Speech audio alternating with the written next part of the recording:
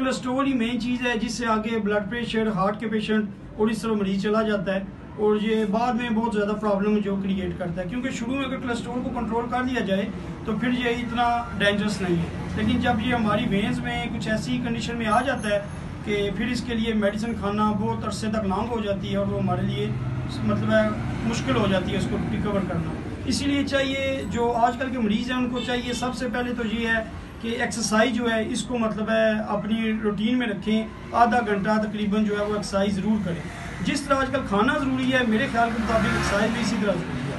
और बाकी जो है ज़ाहिर है अगर हम एक्सरसाइज नहीं करते तो फिर हमें मेडिसिन का सहारा लेना पड़ता है, तो फिर ज़ाहिर है उसके साइड इफ़ेक्ट भी होते हैं, चाहे होमियो हो एलो हो।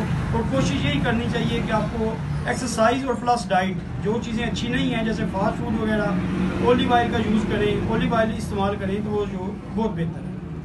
जी डॉक्टर साहब, एक आजकल ये जेल में ना डॉक्टर की फीस बहुत ज़्यादा है, 1000 रुपये से ऊपर फीस ले रहे हैं आजकल, तो आपका भी सिलसिला कुछ इस तरह? नहीं जी, हमने तो पहले चलें आप एक माशाल्लाह आपका चैनल बहुत अच्छा है, हम देखते भी हैं, इसको यूज़ भी करते हैं। इस चैनल के तौर से हम ये भी बता देते हैं कि जहाँ पे ऐसे मरीज़ जिनके पास मतलब है कुछ पैसों का इशू है या उनके हालात कुछ ऐसे हैं तो उनका हम फ्री ट्रीट करते हैं, मेडिसिन भी फ्री होती है और साथ जो है हमारी जो फ़ीस है वो भी फ्री होती है। और इसके अलावा जो आम फीस है वो भी हमारी कुछ नहीं है, हम मेडिसिन के जस्ट पैसे लेते हैं, फ़ीस हमारी जो है वो नहीं है।